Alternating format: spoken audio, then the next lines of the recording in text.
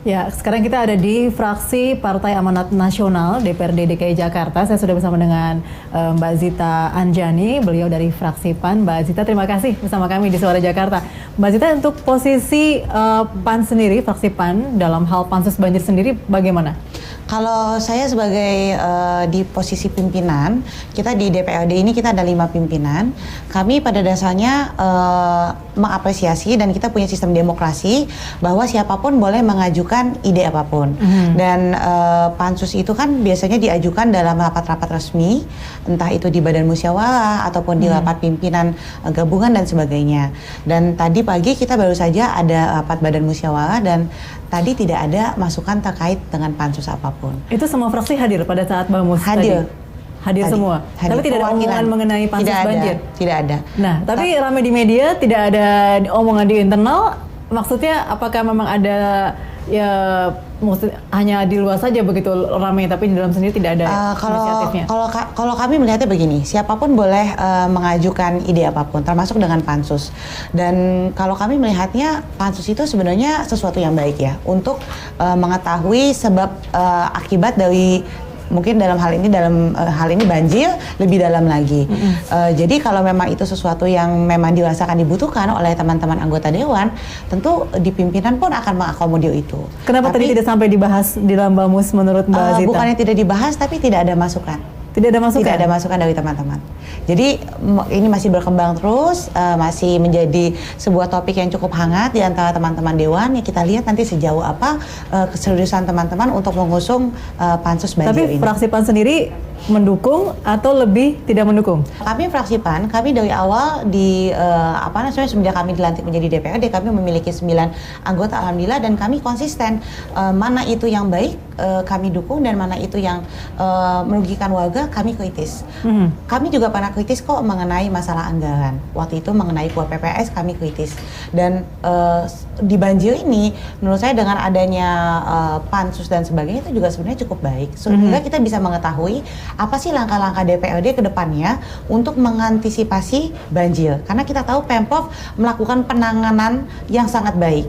Tapi antisipasinya itu bisa lebih baik lagi. Dengan itu, bila anggota-anggota dewan ini tahu, paham situasinya dan juga bisa mengambil solusi yang tepat, saya rasa itu bisa dianggarkan nanti di tahun 2021. Dan untuk bisa menganggarkan 2021, kita butuh bahan kajian yang mendalam terkait dengan permasalahan banjir di Jakarta. Oke, artinya jika memang ada pansus banjir di tahun ini, itu menurut Mbak Zita sendiri masih sulit untuk terlaksana karena memang budget untuk 2020 sebenarnya sudah dibahas di tahun lalu, begitu? Akan sulit dilaksanakan? Betul, karena kita kan pembahasan budget itu X-1, jadi X-1 tahun. Jadi kita bisa optimalkan nanti di tahun depan, 2021. Dan anggota dewan ini 60% adalah wajah baru.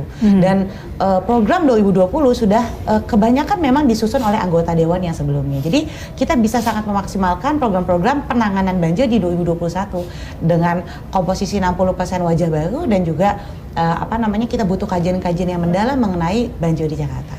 Tapi pada intinya tetap harus dibahas di tahun ini ya, untuk rencana kerja 2021 nanti mendatang. Betul, dan saya rasa ini sesuatu yang penting, jangan sampai nanti DPRD disalahkan. Disalahkan bahwa dengan adanya DPRD 60% wajah baru, kami tidak bisa mengoptimalkan anggaran yang jumlahnya luar biasa. Di DKI anggarannya hampir 90 triliun. Bagaimana kita bisa mengoptimalkan anggaran tersebut supaya bisa anggaran tersebut sesuai target, yaitu pencegahan banjir di Jakarta.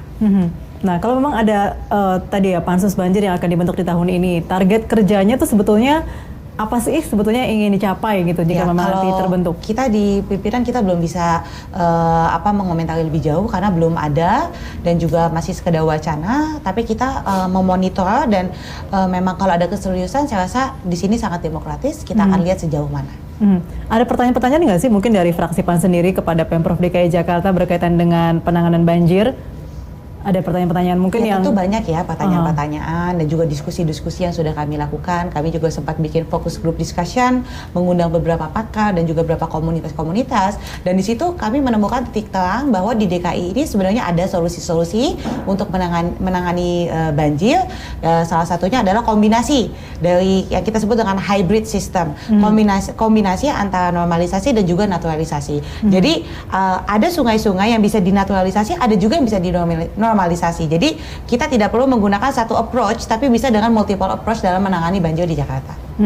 Nah, kemudian dalam hal tadi ya, karena tahun ini banjir di awal tahun, banyak masyarakat yang kaget begitu ya, yang mestinya ini bisa diantisipasi. Iya. Begitu, apalagi mungkin sebelumnya Pemprov DKI mengatakan sudah siap dengan early warning system dan segala macam, tapi ternyata ketika banjir terjadi justru semuanya kaget dan juga penanganannya mungkin jujur kita semua kaget. Iya. Saya sendiri waktu itu posisi ada di puncak. Lalu saya kembali ke Jakarta pukul 6 pagi, saya belum sempat lihat handphone, belum tahu ada berita-berita apa. Begitu saya sampai Cawang, itu kondisi mobil sudah tidak bisa lewat. Disitulah pertama kali saya tahu Jakarta banjir. Lalu saya nekat, mobil saya tinggi, saya terobos di Cawang. Ternyata itu sepanjang Cawang sampai Kalimalang, sampai Cipinang, dan di sebelahnya Kelurahan Makassar dan sebagainya, itu semuanya banjir. Disitulah saya tahu pertama kali bahwa Jakarta sedang banjir besar. Nah, setelah itu memang Pemprov cukup baik bekerja sama dengan BMKG, makanya kita kemarin ada early warning system. Ada peringatan dini bahwa akan ada banjir curah hujan yang cukup besar di tanggal 11, 12, dan 13. Dan juga nanti akan ada lagi di akhir bulan Januari menuju Februari. Jadi early warning system itu sangat diperlukan, karena begitu warga tahu bahwa akan ada banjir, mereka segera mengungsi. Dan kita bisa menghindari korban jiwa, lalu kehilangan dokumen-dokumen penting dan juga barang-barang yang berharga. Jadi saya rasa dengan belajar kemarin, Pemprov cukup bisa mengantisipasi. Buktinya apa? BMKG sudah mengadakan early warning system, dan juga pasca banjir tanggal 1 itu saya di Komisi E, koordinator Komisi E, saya memantau betul kinerja dinas sosial dan juga dinas kesehatan. Jam 1 siang itu distribusi hampir sudah dibagikan, mulai dari tenda, lalu posko kesehatan, makanan dan sebagainya. Jadi dari segi penanganan banjir sudah excellent. Nah, sekarang yang kita lagi monitor adalah pasca, karena warga paling terkena dampak itu pasca tuh panjang efek ke belakangnya.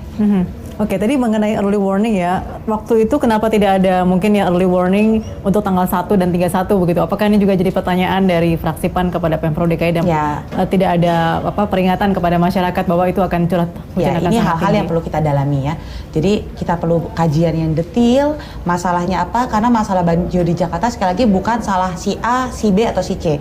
Ini adalah masalah yang komprehensif, kita butuh duduk bersama mulai dari pemerintah pusat sampai dengan pemerintah Pemprov DKI dan juga daerah-daerah di sekitar DKI. Kita perlu duduk bersama, masalahnya ini masalah yang kompleks, kita perlu solusi yang komprehensif dan penanganan juga yang melibatkan semuanya. Jadi kita perlu solusi banjir itu hulu ke hilir. Hulunya apa? Hulunya adalah tadi mulai dari naturalisasi, normalisasi, penambahan waduk, perluasan sungai, dan hilirnya adalah perilaku manusianya.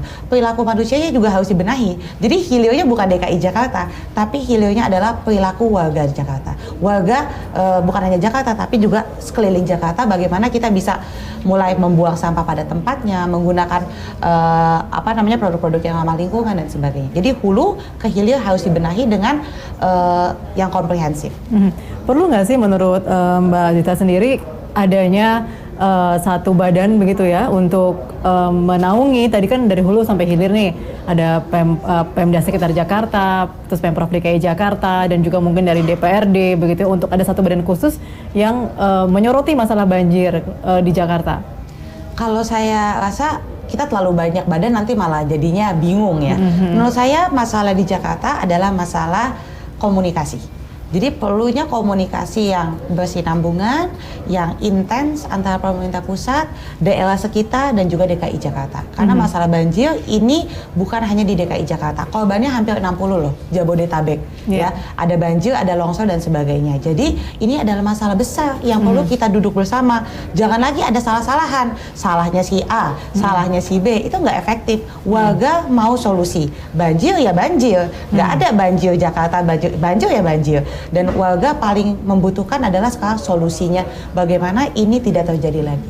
Tidak lagi melihat-lihat batas wilayah begitu ya, Iya. Mbak Zita. Baik, kita masih akan sambung di bagian berikutnya, tetaplah bersama kami pemirsa.